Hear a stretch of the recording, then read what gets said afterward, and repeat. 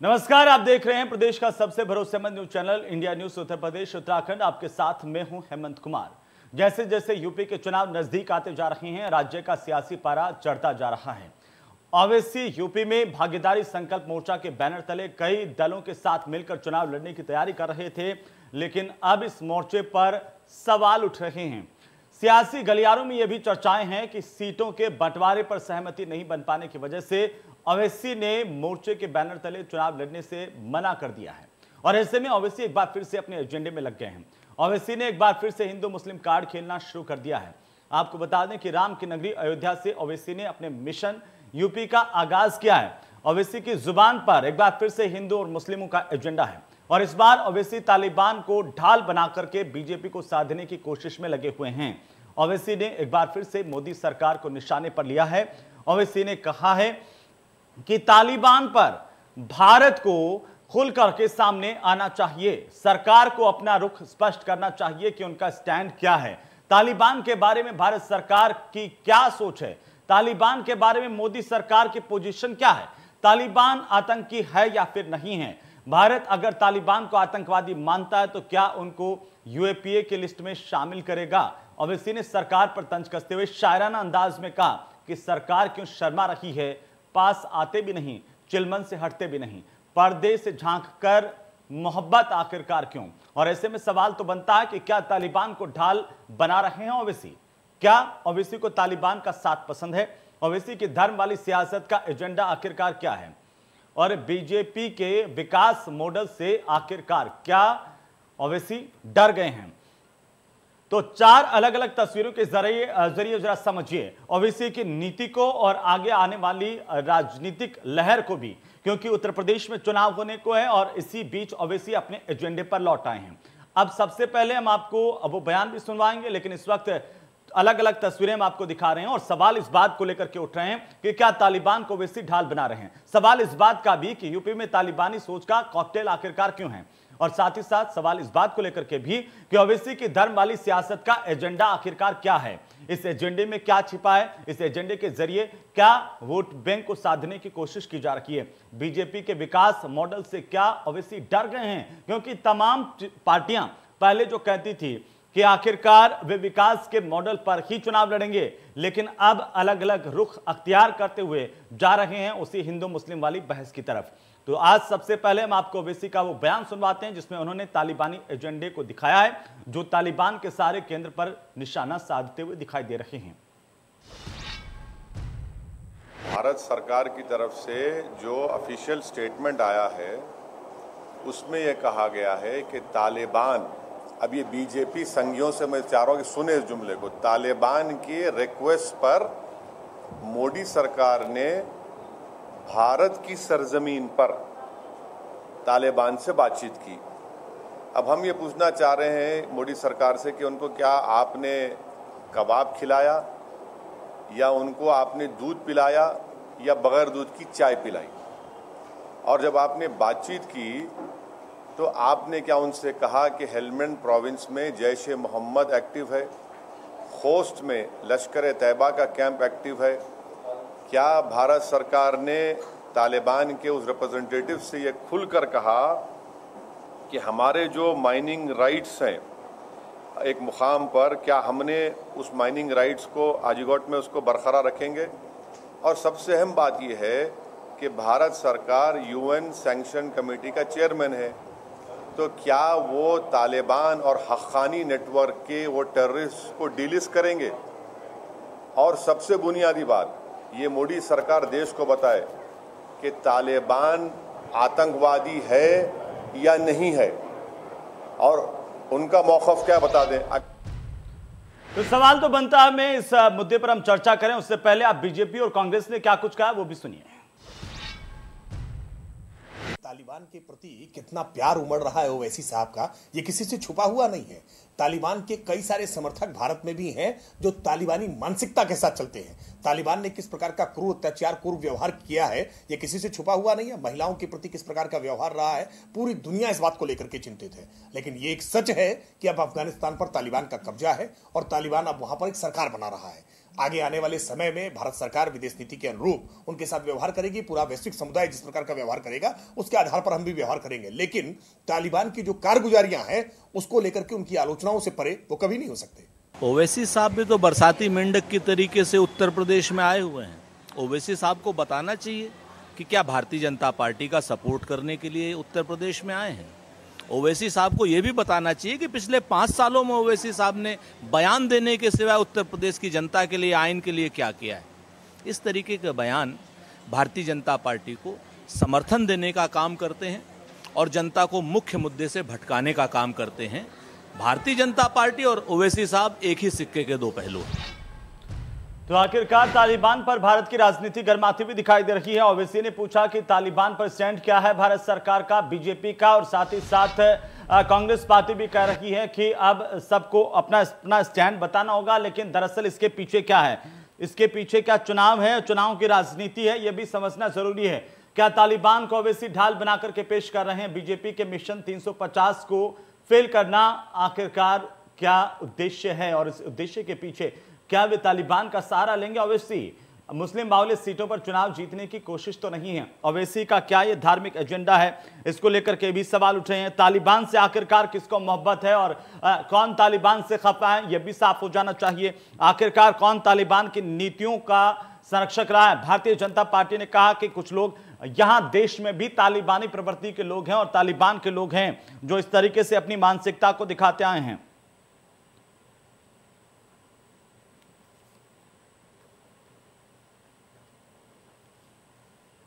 तो आखिरकार हम इसी मुद्दे पर आज बात करेंगे और जानने की कोशिश करेंगे कि तालिबान को लेकर के जो चर्चाएं चल रही हैं, जिस तरीके की बातें हो रही हैं, उसमें उसके पीछे आखिरकार क्या है, और साथ ही साथ इस बात को कि ओवैसी आखिर क्या चाहते हैं। क्या ओवैसी तालिबान के सहारे ही अपनी राजनीति को आगे ले जाना चाहते हैं? क्या इस बार के चुनाव में फिर जो चुनाव है वो वही एजेंडे पर होगा, पुराना एजेंडे पर?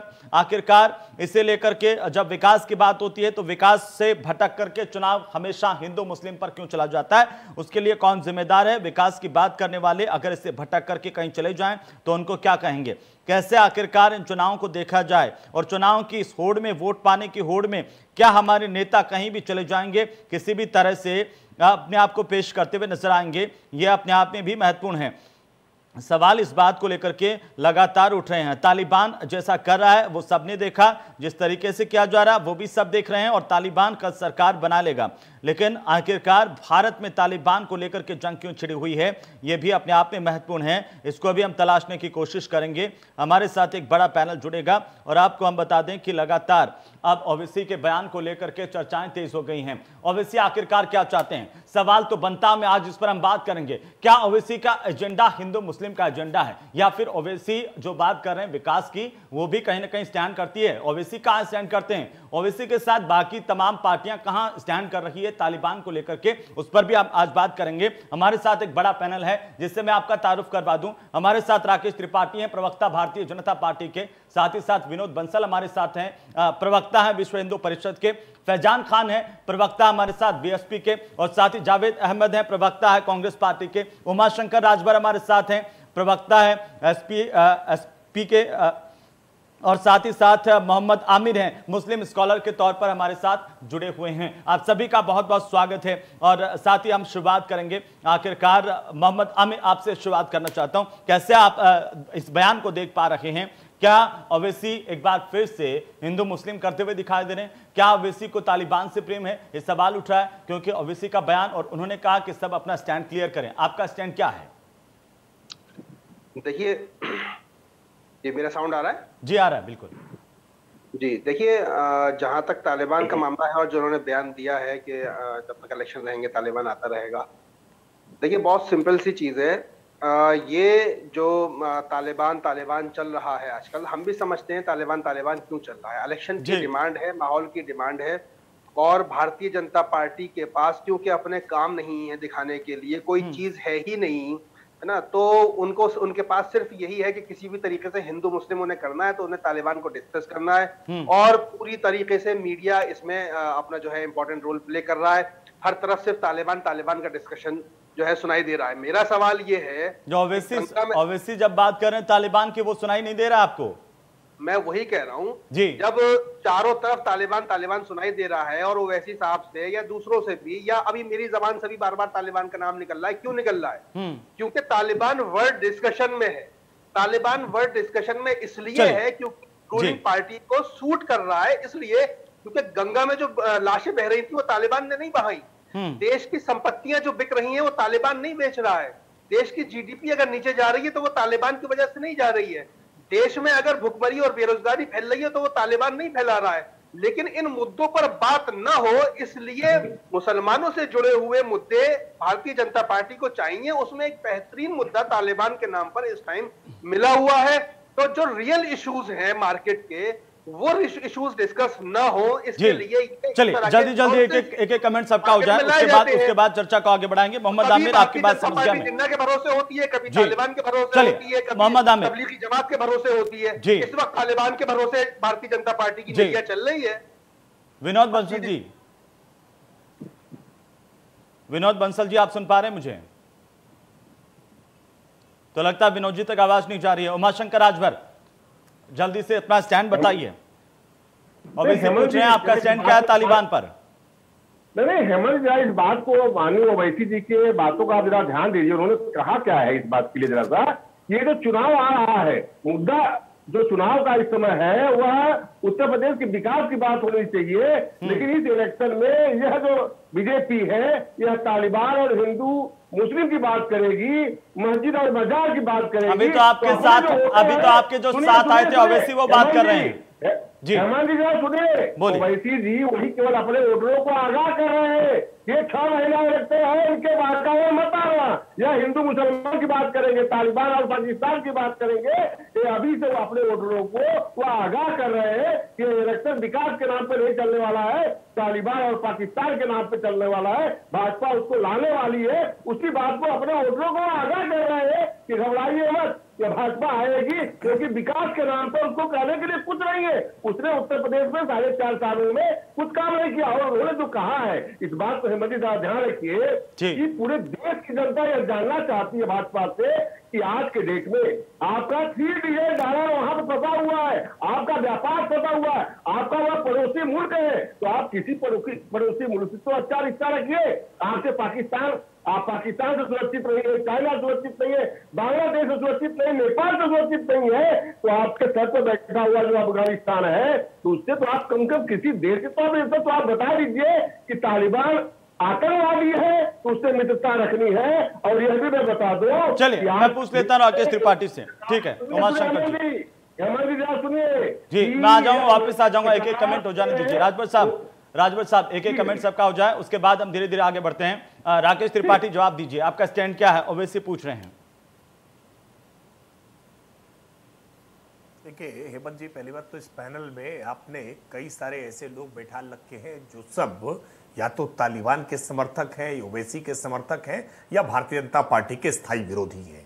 और ऐसे में सबको बराबर समय देंगे तो मैं मानता हूं ये बहुत न्यायपूर्ण नहीं होगा। त्रिपाठी जी आप चाहते हैं भारतीय जनता पार्टी से है, त्रिपाठी जी आप चाहते हैं कि सब पैनल में ऐसे ही लोग आए जो आपके सपोर्टर हों, आप ही की बात करें। लोकतंत्र में तो सबको अपनी बात रखने का हक है ना, आप अपनी बात रखिए ना सर। इस पैनल में कौन है कौन नहीं बिठाए, बिल्कुल ये फैसला थोड़ी ना करेंगे आप। बिल्कुल अब सुन लीजिए भाई हेमंत जी, बिल्कुल आप ही फैसला करेंगे। मैं केवल इतनी बात जो कह रहा हूं उतनी बात सुन लीजिए।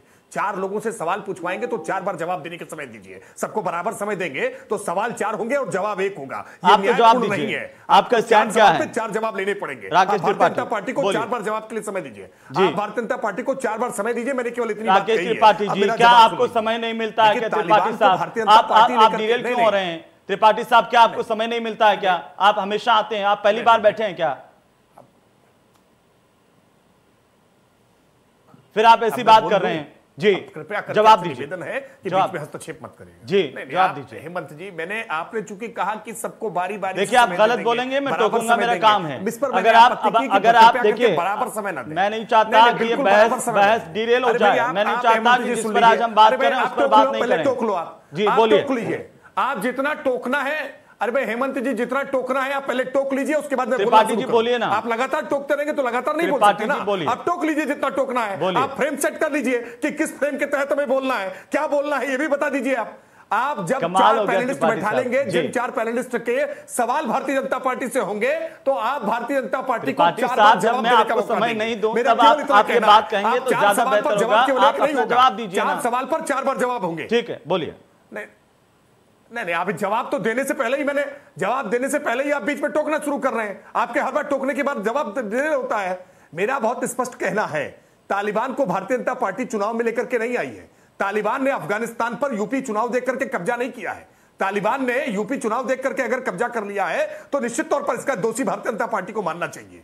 भारतीय जनता पार्टी स्पष्ट तौर पर कह रही है, तालिबान के कुकृत्यों पर, करतूतों पर पूरा विश्व चिंतित है। भारत नहीं चिंतित है, भारतीय जनता पार्टी केवल चिंतित नहीं है, पूरा विश्व चिंतित है। और हम इस बात पर भी चिंतित हैं कि कैसे उत्तर प्रदेश के भीतर कुछ लोग ऐसे हैं जो तालिबान के खैरख्वाह बने हुए हैं, जो तालिबान के समर्थक बने हुए हैं। शफीकुर रहमान बर्क हो या all India Muslim personal law board के नेता हो, जिस प्रकार से तालिबान के समर्थन में आवाजें उठना शुरू हुई हैं, इसको लेकर के हमारी चिंता जरूर है कि हम इस प्रकार के तालिबान समर्थकों के साथ जब इस प्रकार का समर्थन करने का काम करेंगे तो कहीं ना कहीं विकास की चर्चा डिरेल होती है, और हम विकास की चर्चा को डिरेल नहीं होने देंगे। जी, आपका शायद टेलीफोन कट गया है, मुझे आवाज नहीं आ पा रही है आपके। अगर राकेश त्रिपाठी है इसको मैंने ठीक करा दी, उसके बाद फिर ऑब्वियसली पूछ रहे हैं आपका स्टैंड क्या है तालिबान को लेकर।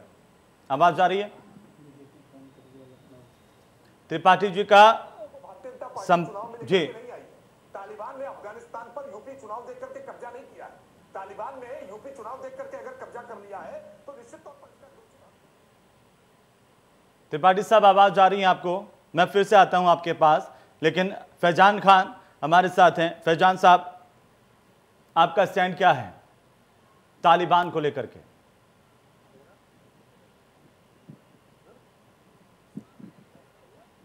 फैजान जी, आपको भी आवाज नहीं आ रही है? आपके चैनल पे ये तालिबान को लेकर डिस्कशन नहीं है जी। नहीं, आवाज आ रही है मुझे? हाँ बिल्कुल आ रही है सर, बोलिए। मैं ये कह रहा हूँ कि हेमंत जी। जी, मुझे तालिबान के मैटर पे ये नहीं बुलाया गया है। मैं तो यहाँ पे ओवैसी जी, जनाब ओवैसी साहब के। चलिए, आपका संपर्क टूट गया है। मैं उम्मीद करूंगा कि आप जल्दी से वापस आ जाएं तो मैं आपसे सवाल कर पाऊं, लेकिन फिलहाल हमारे साथ जावेद अहमद, कांग्रेस के प्रवक्ता हैं। जावेद अहमद, आप कैसे देख रहे हैं ओवैसी के बयान को? और वो सबसे पूछ रहे हैं कि तालिबान को लेकर के स्टैंड क्या है, आपका स्टैंड क्या है? जावेद जी, तो जावेद जी आपका ऑडियो म्यूट है, आप उसको अनम्यूट कीजिए। देखिए, हमारी जो विदेश नीति है वो सर्व सहमति के आधार पर आजादी के बाद से आज तक चलती चली आ रही है। निश्चित रूप से जिस तरीके का देखिए जो कूटनीति के मंच पर है वो हमारी नीति अलग हो गई है, और जो सत्ताधारी दल है वह तरह तरह के बयानों को स्पॉन्सर्ड कराने का प्रयास कर रहा है। अच्छा। आप 19 फरवरी देखिए, इसको बात को आ जाने दीजिएगा, चूंकि ये गंभीर विषय है। ये बहुत वाद विवाद या एक दूसरे को टोका टोकी करने का विषय नहीं है। आप 19 फरवरी 2020 का वो दोहा कन्वेंशन देखिए जिसमें भारत सरकार बिना बुलाए पहुंची थी, और जो अमेरिका और तालिबान के बीच में समझौता हुआ उस पर हमारे किन लोगों ने, देश की सरकार के उच्च पदों पर बैठे हुए किन लोगों ने मूक सहमति दी थी? हमारा तो 22,000 करोड़ रुपया अफगानिस्तान में फंसा हुआ है। हमने सलमा डैम से लेकर वहां की चिकित्सा व्यवस्था और वहां की पार्लियामेंट तक का निर्माण किया, लेकिन उसके बाद भी कूटनीति के मोर्चे पर भारत सरकार अपने पड़ोसी राष्ट्रों के बीच में ही कुछ नहीं कर पाई। कूटनीति के स्तर पर पूछा उसको जाता है जिसका कोई वजन होता है, लेकिन हमारी कूटनीति का वजन जो है नहीं रहा, इसलिए हम पड़ोसी राष्ट्रों से भी अलग थलग हैं। आज तालिबान के पार्टनर बदल गए। भारत सरकार ने या हमने अमेरिका के कहने पर वहां पर भारी भरकम निवेश करने का काम किया। अमेरिका तो भाग खड़ा हुआ, और तालिबान ने, जो अमेरिका उसका जन्मदाता था, उसको त्याग कर उसने दूसरे पार्टनर पकड़ लिए। अब आज पार्टनर बदले हैं तो यहाँ पर एक सवाल है। देखिए, देश की जो कूटनीति है विदेश के लिए वह लगभग समानता के स्तर पर रही है कि देश में सभी राजनीतिक दल सहमति व्यक्त करते हैं। सभी दलों की मीटिंग भी हुई, उसने सबने अपनी अपनी राय की। अगर आप व्यक्तिगत रूप से पूछें तो तालिबान का समर्थन किसी भी कीमत पर स्वीकार नहीं है। इसलिए नहीं है कि हमारी सभ्यतागत संस्कृति किसी भी हिंसा को स्वीकार नहीं करती है। अभी राकेश जी कह रहे थे कि यहाँ तमाम नाम गिना दिए, लेकिन जिस मुस्लिम समुदाय के तमाम स्कॉलर्स ने, तमाम बड़े बड़े आलिमों ने तालिबान की हिंसा का विरोध किया, 23 और 24 अगस्त से लेकर लगातार कर रहे हैं, उसका इन्होंने उल्लेख नहीं किया। इसलिए स्पष्ट हो जाता है कि ये जो बयान आ रहे हैं 3 दिन से लगातार, कहीं पश्चिम के किसी कोने से, कहीं दक्षिण के किसी कोने से, तो ये बयान जो है स्वयं दिए गए नहीं, लगता है कि प्रायोजित कराए गए हैं उत्तर प्रदेश के विधानसभा के चुनाव को देखते हुए। इसलिए कि एक से एक गंभीर बयान आते हैं और जिन नेताओं के बयान आते हैं उस पर भारत सरकार या उत्तर प्रदेश की सरकार कोई कार्रवाई नहीं करती है। लेकिन यही बात अगर इस फाइनल में बैठे हुए हमारे मित्र अगर कहते हैं तो हम पर उत्तर प्रदेश की सरकार देशद्रोह का मुकदमा दर्ज कर देगी। इससे ये शंकाएं स्पष्ट हो जाती हैं कि सरकार क्या चाहती है। भारतीय जनता पार्टी तालिबान के साथ जावेद साहब ओवैसी से आप सहमत हैं क्या? नहीं, किसी कीमत पर सहमत नहीं है। ओवैसी ने क्या कहा है यह ओवैसी जाने। ओवैसी की राजनीति का कांग्रेस की राजनीति से कोई लेना देना नहीं है। हम तो भारत सरकार के स्टैंड को जानना चाहते हैं और हिंसा के विरोधी हैं। आप ये बताइए, 2 दिन पहले भारत सरकार के राजदूत दोहा में तालिबान के राजनीतिक अटैची से भेंट करके क्या कहते हैं? देश तो ये जानना चाहता है। चलिए ठीक है, फैजान साहब जल्दी से अपनी बात रखिए। ओवैसी के बयान का उपयोग भारतीय जनता पार्टी, ठीक है सर, वोटों के ध्रुवीकरण और समाज के, जावेद साहब ठीक है, हाँ ठीक है, मैं ये सवाल पूछ लूंगा बीजेपी से जो आप उठा रहे हैं। फैजान साहब। हेमंत कुमार जी, मैं यहाँ पे तालिबान पे कोई टिप्पणी करने नहीं आया हूँ जी, और ना वो हमारा विषय है, ना उत्तर प्रदेश की राजनीति से उससे कोई मतलब है। लेकिन मैं ये जरूर समझ सकता हूँ कि आपने अभी राकेश त्रिपाठी जी जो भारतीय जनता पार्टी के प्रवक्ता, उनके दुखती रग पे हाथ रख दिया। भाई जाहिर सी बात है, उत्तर प्रदेश की राजनीति में जब उन्होंने कोई कार्य नहीं किया और अपने सहयोगी के रूप में जनाब ओवैसी साहब को उतारा है, तो जाहिर सी बात है वो उसी मुद्दे को उखाड़ेंगे जो मुद्दा भारतीय जनता पार्टी उत्तर प्रदेश में लाना चाहती है। वो कार्य को लेके कोई उत्तर प्रदेश में काम तो हुआ नहीं है, तो उस पर कोई कार्य करना नहीं चाहती है, तो वैसी साहब को इसीलिए तो लेकर आई है कि आप आइए और इन मुद्दों को लाइए, तभी तो हम ध्रुवीकरण की राजनीति कर पाएंगे उत्तर प्रदेश में। क्योंकि चुनावी माहौल चल रहा है, लोग हमसे सवाल करेंगे, हमें उनका जवाब देने लायक तो हम रहे नहीं, तो हम जवाब के रूप में वैसी साहब आपसे ध्रुवीकरण की बातें करेंगे, आपसे इधर उधर की बातें करेंगे, आप हमारा साथ देते जाइए। और उत्तर प्रदेश की जनता को मैं ये साफ हेमंत कुमार जी आपसे कहना चाहता हूं, ओवैसी साहब आए उत्तर प्रदेश में, वो चुनाव लड़े। आपने अभी अपने हेडलाइन में दिखा रहे थे कि बहुजन समाज पार्टी के वोटरों से उससे फर्क पड़ेगा। बहुजन समाज पार्टी के वोटर इतने कमजोर नहीं है कि भारतीय जनता पार्टी और जनाब ओवैसी साहब के चाल में फंस जाए। हमारा नारा एक ही है, सर्वजन हिताय और सर्वजन सुखाय। हम उसी नारे के तहत अपने और अपने वोटरों को 2022 का चुनाव जीतेंगे और उसी में हम अपनी सरकार बनाएंगे। हम इनकी तरह इस गंदी राजनीति का पार्ट नहीं होंगे और ना आइंदा कभी इस मुद्दों पर और ध्रुवीकरण की राजनीति में फंसने जा रहे हैं। उन लोगों का क्या कीजिएगा? शफीकुर रहमान के बयान आ जाएं, ऑल इंडिया मुस्लिम लीग के नेताओं के बयान आ जाएं जिनका जिक्र त्रिपाठी जी ने किया। भाई राकेश त्रिपाठी जी ने, मैं तो कह रहा हूं ना उसी बात, और मैं जो सवाल कर रहा हूं फैजान खान के बयान का कभी क्यों नहीं उठा दे रहे हैं कि भाई फैजान खान साहब बहुजन समाज पार्टी के प्रवक्ता ने हमसे महंगाई के बारे में पूछ दिया, हमसे एलपीजी गैस लगातार बढ़ रही है पूछ दिया, एक साल में 190 रुपए बढ़ गया वो पूछ दिया, पेट्रोल डीजल के बारे में पूछ दिया, कोरोना काल में गंगा के किनारे लाशों के बारे में पूछ दिया। इसके बारे में भी राकेश त्रिपाठी जी एक बार नहीं बोले, वो नहीं पूछेंगे, उसके बारे में बात नहीं करेंगे।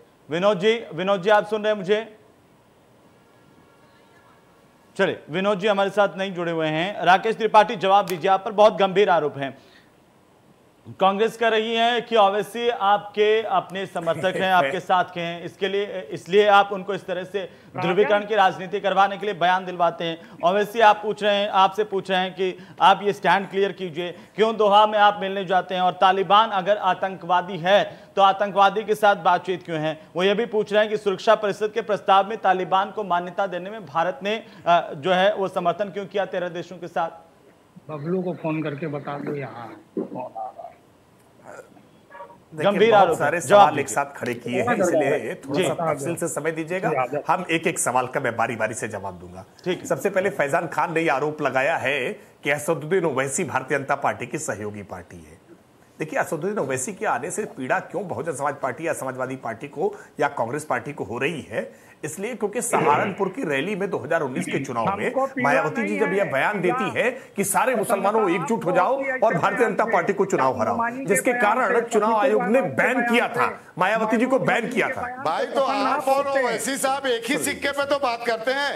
आप बात करते हैं सारे हिंदू एक हो जाओ, वो बात करते हैं सारे मुसलमान। मैं नहीं जान पा रहा हूँ कि ये कौन सज्जन बोल रहे हैं, ये कौन से सज्जन बोल रहे हैं, मैं नहीं जानता हूँ। जिन सज्जन को आपने अनुमति दे रखी है, और मैं हेमंत जी इसीलिए आपसे अनुरोध कर रहा हूं, आप जब एक पैनल को इम्बैलेंस बनाएंगे, एक साथ पैनल में 5 विरोधी बैठाएंगे और फिर जब बोलते समय दूसरे व्यक्ति को बोलने देंगे, तो ये न्याय संगत नहीं है। आप एंकर हैं तो कृपया कंट्रोल करिए, आप रोकिए ना इन्हें, आप रोकिए इन्हें बोलते समय। मैं चुपचाप सुन रहा था ना, मैं चुपचाप सुन रहा था, रोकिए नहीं। हेमंत कुमार जी उनसे पूछ लीजिए, मैं एंकर में जानता हूँ, मुझे एंकर सिखाइए, आप जवाब दीजिए ना उनका। फैजान खान चुप रहिए एक मिनट, रोकिए फिर, वो रुके हुए हैं, आप बोलिए।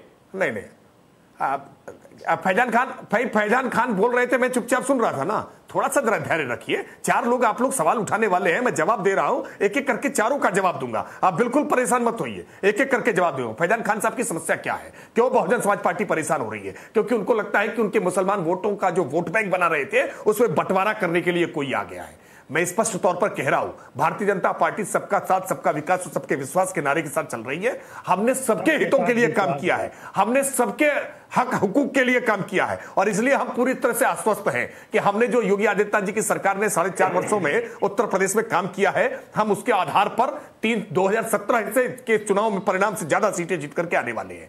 तालिबान को लेकर के जिस प्रकार की बयानबाजी समाजवादी पार्टी की ओर से की गई, समाजवादी पार्टी के नेतृत्व की ओर से कोई उसको रोक टोक नहीं की गई।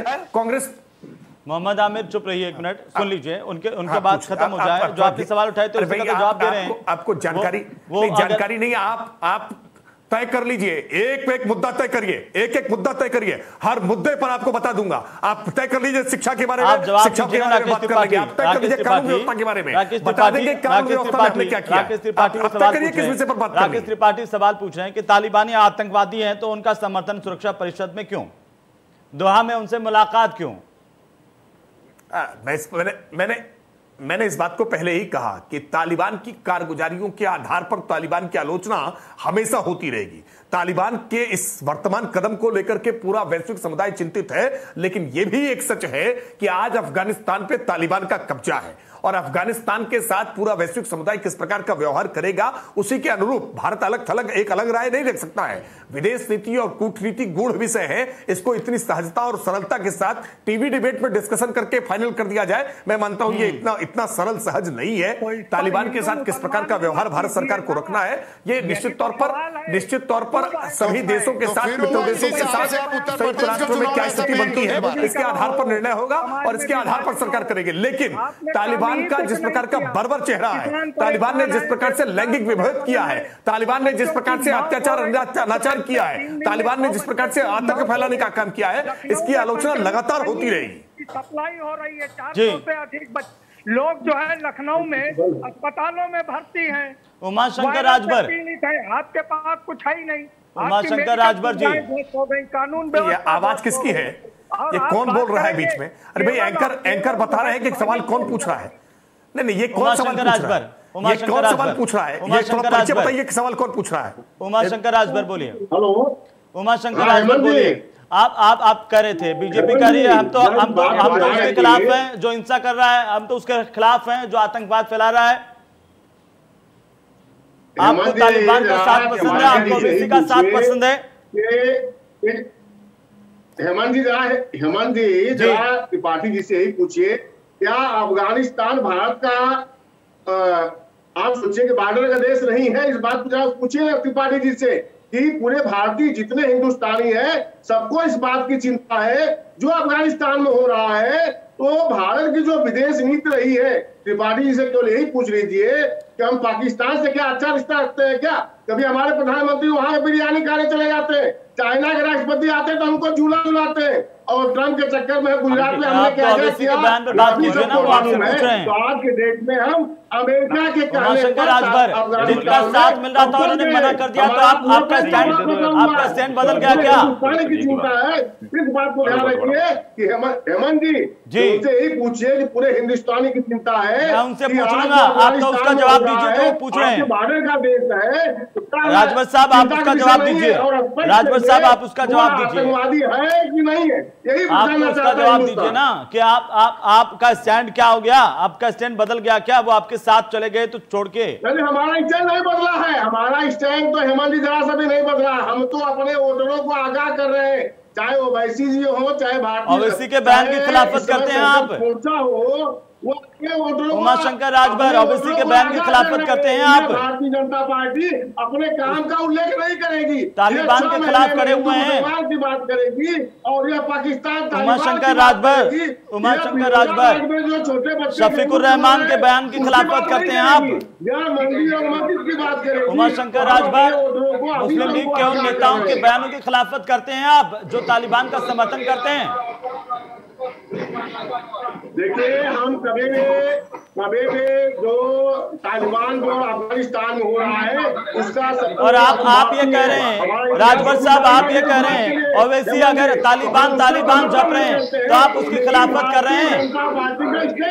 राजभर साहब ओवैसी अगर तालिबान जप रहे हैं तो उसकी खिलाफत कर रहे हैं आप कि वो गलत कर रहे हैं? रखना चाहती है ये स्पष्ट कर दे। रीजनल चैनल है क्या आपका? ये रीजनल वाला है कि नेशनल है? India news? अच्छा यूपी वाला है। उमाशंकर राजभर जी वीडियो कौन पे है क्या? हाँ बोलिए। मैं पूछ रहा हूं आपसे कि आप उस बयान की खिलाफत करते हैं, आप ये कहते हैं कि ओवैसी गलत कर रहे हैं? नहीं आ रहा। देखिए ओवैसी जी, मैंने आपको बार बार कह रहा हूँ, या उनका प्रभाव हो गया आप पर? ओवैसी जो बोले आप मजबूर हैं वोटों के लिए? भारतीय जनता पार्टी की नीति और नियत को स्पष्टीकरण कर रहे हैं। चलिए ठीक है, उसमें गुमराह ना हो जो है वह बोल रहे हैं। मोहम्मद आमिर क्या ये बयान इसलिए है कि वोटों की नजर, मुस्लिम वोटों की नजर सब पर, और ये कोशिश की जा रही है कि ध्रुवीकरण के नाते ही हमको वोट मिल जाए? उसमें कौन आवाज आ रही भाई? देखिए ध्रुवीकरण मैंने बता दिया आमिर साहब, मोहम्मद आमिर आज के डेट में कोई काम नहीं, मोहम्मद आमिर वर्षों में वह बता दे कि कौन सा काम हुआ है। वह जो माननीय नेता ओम प्रकाश राजभर जी, मोहम्मद आमिर आप मुझे सुन रहे हैं, पिछड़ों के हक अधिकार की बात करती है, उसको उन्होंने पूरे दान में रखा है, उसको छिपाने के लिए हमेशा या मंदिर मस्जिद की बात करेंगे। किस बात को ध्यान रखिए हेमंत जी? 1 to 1 कर लें जी। मोहम्मद आमिर आप सुन रहे हैं मुझे? जी मैं सुन रहा हूँ हेमंत जी। पहले तो ये विनोद बंसल जी से कह दीजिए फोन आता नहीं, वीडियो कॉल पर म्यूट कर ले, वो आप ये जो बात कर रहे हैं वो साउंड इधर आ रहा है जी। लाइव स्क्रीन दे सको तो देखना, ठीक है? आप बोलिए जी हेमंत जी, बताइए क्या कह रहे हैं? मैं पूछ रहा हूं कि एक तरफ आप कह रहे हैं कि विकास की बात होनी चाहिए, दूसरी तरफ ओवैसी है जो लगातार तालिबान का राग अलाप रहे हैं। जी जी मैं कह रहा हूं अगर ओवैसी जी तालिबान का राग अलाप रहे हैं तो मैं उन्हें सिरे से खारिज करता हूं जी। लेकिन ओवैसी जी का तो ये पहला स्टेटमेंट आया है, पूरा मीडिया और पूरी भारतीय जनता पार्टी तालिबान की नाम की माला जप रही है, कोई और मुद्दा ही नहीं है इन पर बात करने के लिए। अभी मैंने त्रिपाठी जी से पूछा कि भैया 4 साल में आपने क्या काम किया यूपी में, बता दो जरा। तो वो बस काम कह के निकल गए, काम क्या किया वो नहीं बताया। त्रिपाठी जी अगर मुझे सुन रहे हो और अगर कुछ काम किया है तो जरा बताएं क्या काम किया है। चलिए त्रिपाठी जी जवाब दे रहे हैं, राकेश त्रिपाठी जवाब दीजिए जल्दी से। उसके बाद विनोद बंसल जी हमारे साथ जुड़ चुके हैं, मैं उनके पास जाऊंगा जी। आप मुझे लगता है आपका ये बुलेटिन खत्म हो जाएगा, काम खत्म नहीं हो पाएंगे। मैंने इसीलिए आपको कहा था कि आप क्लास तय कर लीजिए कि किस क्लास में काम बताएं। आप बताइए कि शिक्षा के क्षेत्र में बताएं, कि कानून व्यवस्था के क्षेत्र में बताएं, महिलाओं के संदर्भ में बताएं, कि नौजवानों के संदर्भ में बताएं। आप बताइए कि किसानों के संदर्भ में बताएं। आप तय कर लीजिए कि किसके संदर्भ में बताएं, क्योंकि आमिर खान साहब, त्रिपाठी जी आप शिक्षा के क्षेत्र में, आप शिक्षा के क्षेत्र में सुन लीजिए, आप सुन लीजिए शिक्षा के क्षेत्र में पहली बार पहली बार उत्तर प्रदेश में, आप सुन लीजिए, पहली बार 1,54,00,000 विद्यार्थी बेसिक एजुकेशन, एलिमेंट्री एजुकेशन के बारे में जो जर्जर हालात बहुजन समाज पार्टी छोड़कर गई थी ना, जब पुरसा हाल लेने वाला कोई नहीं था, 1,54,00,000 विद्यार्थियों में संख्या बढ़ाने का काम आज भारतीय जनता पार्टी की सरकार ने किया। पहली बार उनको जूता मोजा हमने देने का काम किया है, पहली बार ठंड से ठिठुरते बच्चों को स्वेटर देने का काम किया है, पहली बार हमने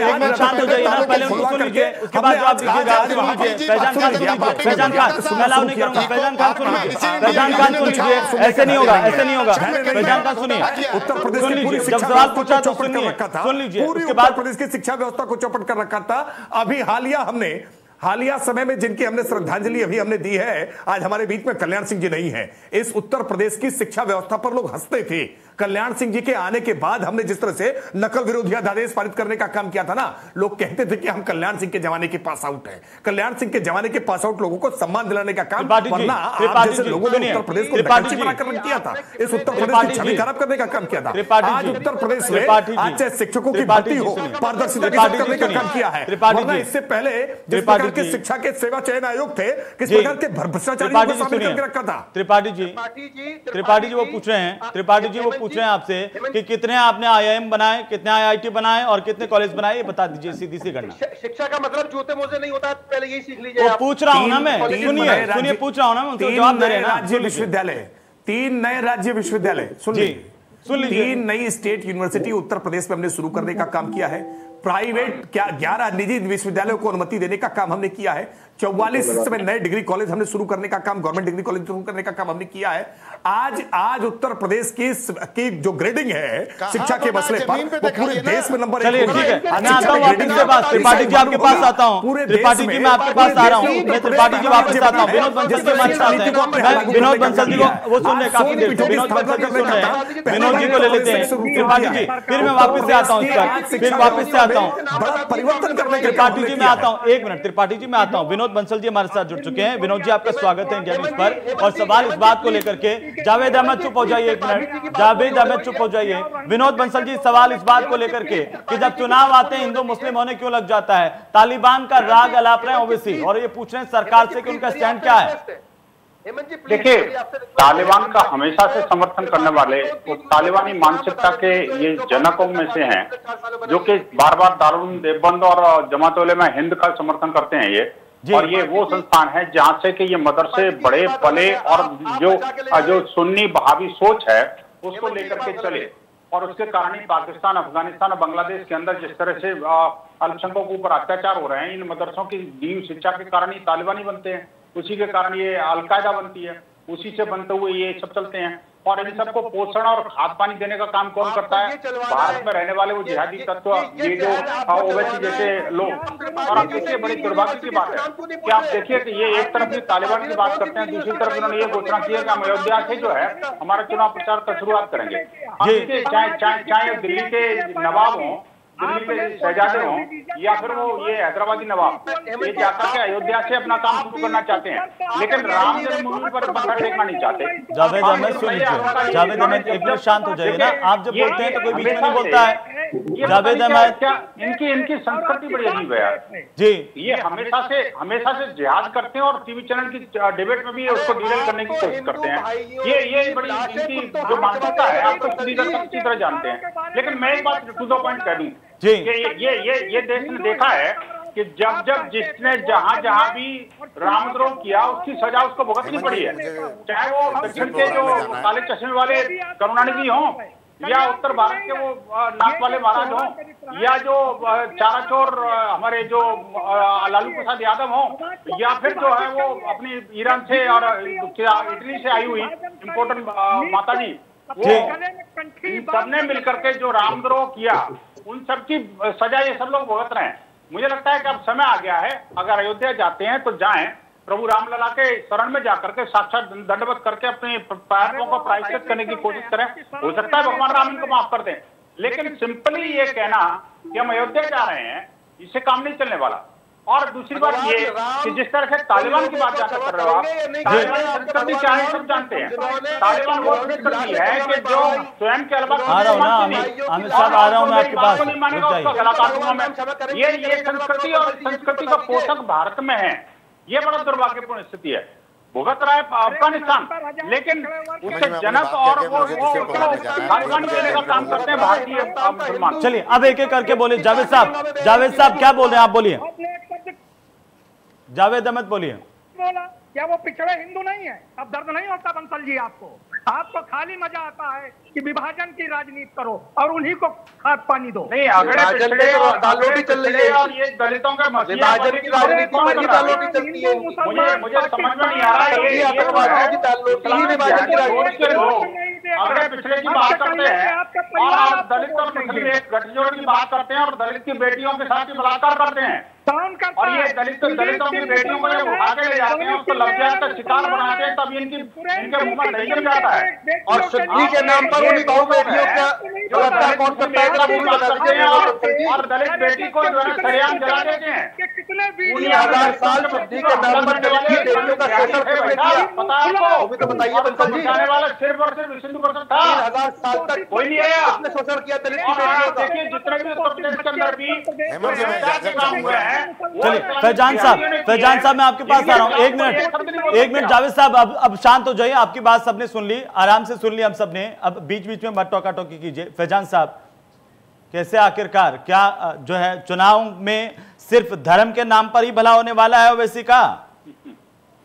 धर्म के नाम पर नहीं, अधर्म के नाम पर।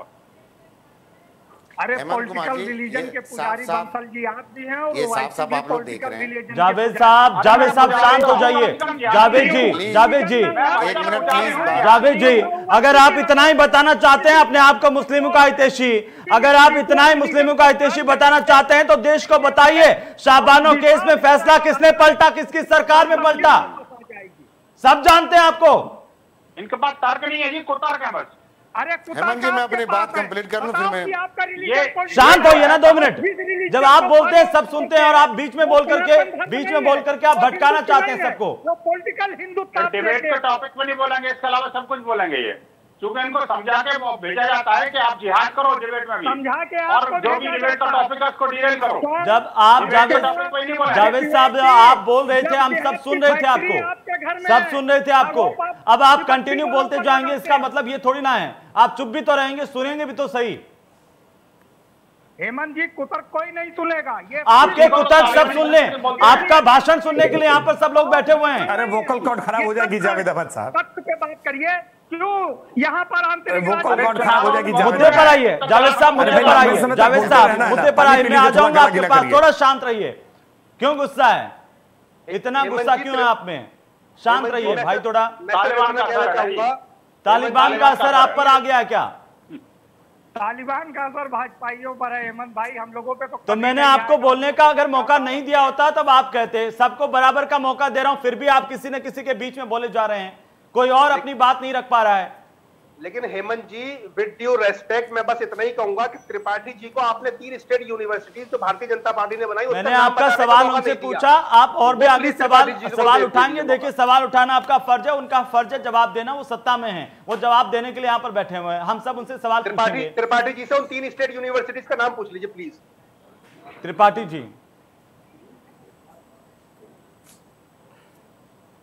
राकेश त्रिपाठी, बोलने का मौका हेमंत जी दीजिए। मैं हाँ मैं आ रहा हूँ। राकेश त्रिपाठी, फैजान राकेश त्रिपाठी बोलने दीजिए फिर प्लीज, क्योंकि मुझे मोहम्मद आमिर कह रहे हैं कि वो 3 यूनिवर्सिटी के नाम बता दीजिए। देखिए हेमंत जी एक तो मैं बहुत आश्चर्य में देख रहा हूँ कि जिसको जब मन में आ रहा है, जो मन में आ रहा है, जहां से मन में आ रहा है, आपसे जब भी सवाल पूछो आप अपनी डिसिप्लिन नहीं रख पा रहे हैं कि किसके सवाल में किसको जवाब देना है।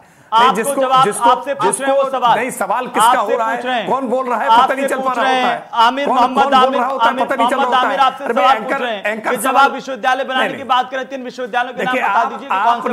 आपने आज तालिबान के विषय पर आपने असदुद्दीन ओवैसी के बयान पर आपने डिबेट आयोजित की है। असदुद्दीन ओवैसी का बयान पर कोई बात ही नहीं हो पा रही है कि असदुद्दीन ओवैसी ने क्या कहा, क्यों कहा। आज असदुद्दीन ओवैसी ने और भी बहुत कुछ कहा। असदुद्दीन ओवैसी असदुद्दीन ओवैसी ने जो कुछ कहा है, आज उन्होंने कहा है कि हम अयोध्या में बाबर की जो मस्जिद है उस बाबरी मस्जिद को ही मानते रहेंगे। असदुद्दीन ओवैसी के इस बयान पर भी बात करनी चाहिए, निश्चित तौर पर आ रहा हूं ना, असदुद्दीन ओवैसी के इस बयान का जैसे सफीकुर रहमान बख्श जिस तरह से मैं उस पर समर्थन कर रहे थे, क्या उसी तरह का समर्थन फिर आज भी कर रहे हैं? देखिए ये बड़ा संकट है। त्रिपाठी जी मैं उस पर आ जाऊंगा। सिंपल सी बात है, जो सवाल पूछा जवाब दीजिए, उस पर आगे बढ़ते हैं। आ जाऊंगा। नहीं, कौन सवाल पूछ रहा है? कौन सवाल पूछ रहा है? आप सवाल पूछ रहे हैं या कोई और सवाल पूछ रहा है? और कौन सवाल पूछेगा? क्या बहुजन समाज पार्टी सवाल पूछेगी? बहुजन समाज पार्टी को सवाल पूछने का अधिकार है क्या? बहुजन समाज पार्टी को सवाल पूछने का अधिकार है? कहां है बहुजन समाज पार्टी? कहां है बहुजन समाज पार्टी? जब पूरा कोरोना चलता, इस पूरे कोरोना काल में बहुजन समाज पार्टी की मुखिया मायावती जी के आलीशान अट्टालिकाओं से बाहर निकली है क्या? बहुजन समाज पार्टी को सवाल पूछने का हक है? उत्तर प्रदेश को 17 चीनी मिलें बेचने वाली बहुजन समाज पार्टी को सवाल पूछने का हक है? पूरे उत्तर प्रदेश की शिक्षा व्यवस्था को धूल-भूसित कर देने वाली बहुजन समाज पार्टी को सवाल पूछने का हक है? किस प्रकार से गुंडागर्दी को अपने हाथी पर बैठाकर गुंडों को घुमाने वाली बहुजन समाज पार्टी को सवाल पूछने का हक है? ठीक है। फैजान खान, त्रिपाठी जी से स्टेट यूनिवर्सिटीज का नाम तो पूछ लीजिए जो इन्होंने बताया। मैं चलता हूं, आगे बढ़ता हूं। देखिए सुनिए, एक मिनट। आमिर जी शांत रहिए, एक मिनट मैं आ रहा हूं। फैजान साहब, सबको बोलने का मौका मिले, सबको बोलने का मौका मिले। फैजान साहब एक मिनट, अभी इन्होंने खुद कहा एक मिनट स्टेट यूनिवर्सिटीज बनाई, उनका नाम आप तय करा लीजिएगा, आप तय करा लीजिएगा, इंडिया न्यूज से बात करके तय करा लीजिएगा। आप यूनिवर्सिटीज पर ही बहस कराइएगा और यूनिवर्सिटीज पर ही बहस करेंगे। आप यूनिवर्सिटी पर ही बहस तय करा लीजिए। अरे भाई, डिबेट के लिए कोई टॉपिक तय होता है, उस टॉपिक पर बात की जाती है ना, कि जो मन में आएगा, जहां मन में आएगा, जिसके मन में आएगा वहां पर बात करते रहेंगे। आप डिबेट का टॉपिक तय करा लीजिए। आप शिक्षा पर डिबेट तय करिए, शिक्षा पर डिबेट करेंगे और शिक्षा के एक पॉइंट पर डिबेट करेंगे। इस पर भी बात करेंगे कि आप राकेश त्रिपाठी, मेरा सीधा सवाल आपसे, राकेश त्रिपाठी सुनिए, राकेश त्रिपाठी सुनिए, शांत हो जाइए, शांत होइए। मेरा सीधा सवाल आपसे, सुरक्षा परिषद के प्रस्ताव में तालिबान को मान्यता दी गई, वो पूछ रहे हैं, ओवैसी पूछ रहे हैं, आप स्टैंड क्लियर कीजिए, क्यों आप तालिबान से बात करेंगे?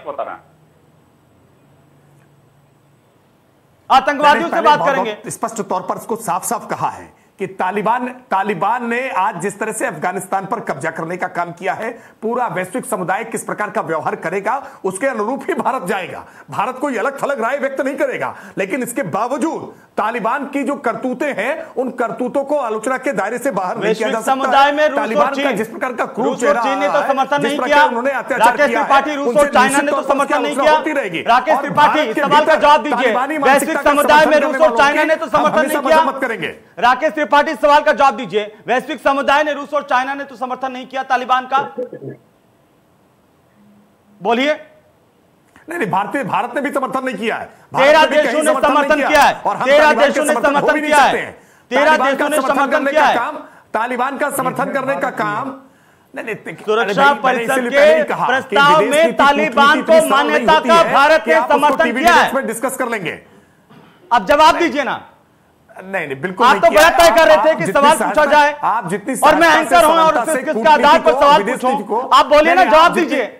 अब आप क्यों भटक रहे हैं? आप बिल्कुल सवाल पूछिए, बोलिए, जवाब दे रहा हूं, जवाब दीजिए। 13 देशों में भारत ने क्यों समर्थन किया तालिबान का सुरक्षा परिषद में, और भारत उस सुरक्षा परिषद की अगुवाई कर रहा है, आपको पता है? आप सुन लीजिए, आप सुन लीजिए, बोलिए। जवाब, सवाल पूछ रहे हैं ना, अब जवाब सुन लीजिए, फिर मैं स्पष्ट कर रहा हूं। विदेश नीति और कूटनीति टीवी डिबेट पर इंडिया न्यूज यूपी पर बहस करके तय नहीं होती है। विदेश नीति और कूटनीति की बात नहीं है, आतंकवादियों से फिर आप कहते हैं कि बात करेंगे, हम उनका समर्थन करेंगे। नहीं, आप बोल दीजिए, आप बोल दीजिए कि हम आतंकवादियों का समर्थन करेंगे, उनसे बात करेंगे। किस प्रकार से अलगाववादियों के साथ अलगाव? नहीं, बिल्कुल नहीं कर रहे हैं। आप फिर दूसरे इधर उधर क्यों भटक रहे हैं? आप अपनी बात कीजिए ना, आप अपनी बात कीजिए ना। हम न तालिबानी का समर्थन करते हैं। आप बोलिए, क्या फिर तो आप पाकिस्तान के साथ भी बात कीजिए। स्पष्ट तौर पर हमने कहा पहले ही, सरकार का, मैं आपको सरकार का बयान था ये, हम तालिबान का समर्थन नहीं करते हैं, हम आतंकवादियों से बात नहीं करते हैं। भारत को पता है, लोकतंत्र में बात आप कर रहे हैं, महत्वपूर्ण है। हम हमेशा संवाद करते हैं, हम संवाद से ही समाधान निकालते हैं। अरे भाई, हम संवाद से ही समाधान निकालते हैं। ये बयान किसका है कि हम आतंकवादियों का ना, तो जब तक आतंकवाद खत्म नहीं करेंगे हम बात नहीं करेंगे। संवाद नहीं हुआ है, जब तक आतंकवाद जारी रखेंगे हम बात नहीं करेंगे। क्या तालिबान ने वहां पर आतंकवाद करना बंद कर दिया है? संवाद का मतलब समर्थन, क्या तालिबान ने वहां पर आतंकवाद को बढ़ावा देना बंद कर दिया है? राकेश त्रिपाठी, मुझे बताइए, तालिबान ने अत्याचार करना बंद कर दिया है। अलकायदा बधाई देता है तालिबान को, और पूछ लीजिए। अलकायदा बधाई देता है तालिबान को, सवाल पूरा और आप जाकर के समर्थन करते हैं। आपका सवाल पूरा हो गया ना, अब जवाब फिर सुन लीजिए, जवाब दीजिए। आप फिर, अरे भाई आप आरोप लगा रहे हैं राजनीतिक दल की तरह या सवाल पूछ रहे हैं? आप सवाल पूछ रहे हैं तो सवाल पूछने के बाद जरा चुप होइए, थोड़ा जवाब सुन लीजिए। मैंने स्पष्ट तौर पर, अच्छा आप जवाब सुन लीजिए, मैंने स्पष्ट तौर पर पहले ही कह दिया कि विदेश नीति और कूटनीति टेलीविजन के डिस्कशन में नहीं होती है, और इस बात को मैं स्पेसिफिक तौर पर कह रहा हूं कि मैं इस बात के लिए अधिकृत भी नहीं हूं कि मैं भारत की विदेश नीति और भारत की कूटनीति को टीवी चैनल में आकर के डिस्कस करके बता दूं। हम तालिबान के साथ क्या बात करेंगे, किस लेवल पर बात करेंगे, कौन बात करेगा, ये तय करने का फोरम नहीं है। आपको इस बात को समझना चाहिए। आप किस गंभीरता के लेवल की बात कर रहे हैं, आप किस तरह का सवाल पूछ रहे हैं, आप बता दीजिए कि मेरा लेवल ये है। राकेश त्रिपाठी, जब आप टीवी डिबेट में आकर के बैठा कीजिए ना, तब आप बता के कीजिए कि मेरा लेवल यही है और इससे ऊपर मैं बात नहीं कर पाऊंगा। मैं भारतीय जनता पार्टी का प्रवक्ता हूं। न्यूज़ उत्तर प्रदेश का लेवल बहुत बड़ा है। एक मिनट राकेश त्रिपाठी, ठीक है, इसका लेवल बहुत बड़ा है, वो विदेश नीति समझाएगा। विदेश नीति की बात कर रहे थे आप इतनी देर तक, जब मैं नहीं बोला था। सुन लीजिए विनोद बंसल जी, एक सवाल, विनोद बंसल जी सीधा सा एक सवाल, ये विनोद बंसल जी ओवैसी अगर बाबरी मस्जिद का राग अलापते हैं, ओवैसी अगर तालिबान का राग अलापते हैं विनोद बंसल जी, तो क्या उनके पास कोई राजनीति नहीं बची है? वो सिर्फ मुस्लिमों के वोट लेने के लिए और गंदी राजनीति को बढ़ावा देने के लिए काम कर रहे हैं उत्तर प्रदेश में। आखिरी कमेंट। देखिए दो बातें बड़ी स्पष्ट हैं जी। ये हमेशा से जिस पार्टी का नाम मुसलमान है, जिस पार्टी के नेता सारे के सारे मुसलमान हैं, जिस पार्टी के जनप्रतिनिधि मुसलमान हैं, जिस पार्टी का एक प्रवक्ता कोई हिंदू नहीं है, आप उससे सेक्युलरिज्म की बात करते हो और बात हमेशा दुहाई देते हैं संविधान की, न्याय व्यवस्था की, कानून की और न्यायालय की जी, और उस न्यायालय के निर्णय को ही मानते नहीं, संविधान को पर ही चलते नहीं, और हमेशा से इस्लामिक जिहादियों के लिए सब कुछ अपना समर्पित कर देते हैं। तो ऐसे नेताओं के बारे में मुझे लगता है कोई ज्यादा चर्चा की आवश्यकता नहीं, संपूर्ण देश और दुनिया जानती है जी। बिल्कुल, ये सब जानते हैं कि आखिरकार उनका स्टैंड ऐसा क्यों रहता है, और ये भी इस बात को भी जानते हैं कि उनको सिर्फ दिखाई देता है तो यही हिंदू मुस्लिम वोटों के लिए, वरना ओवैसी जब आते हैं तो वही राग के साथ आते हैं हमेशा। वो विकास की बात कम करते हैं और धर्म और जातिवाद और जो है ध्रुवीकरण की बात ज्यादा करते हुए दिखाई देते हैं। बहुत बहुत शुक्रिया आप सभी का, माफी चाहता हूं समय नहीं है। राकेश त्रिपाठी जी आपका भी, फैजान खान आपका भी, जावेद अहमद साहब आपका भी, विनोद बंसल आपका भी शुक्रिया, और उमाशंकर राजभर जी आपका भी, और मोहम्मद आमिर आपका भी शुक्रिया इस डिबेट में शामिल होने के लिए। कुल मिलाकर के ओवैसी के बोल लगातार उसी तरीके से सामने आते हैं क्योंकि ओवैसी उसी धर्म की राजनीति करते हैं और उन्हीं में अपने वोटर्स को देखते हैं। वोटर्स को समझना होगा कि आखिरकार कौन किसके लिए और कैसे काम कर रहा है। नमस्कार।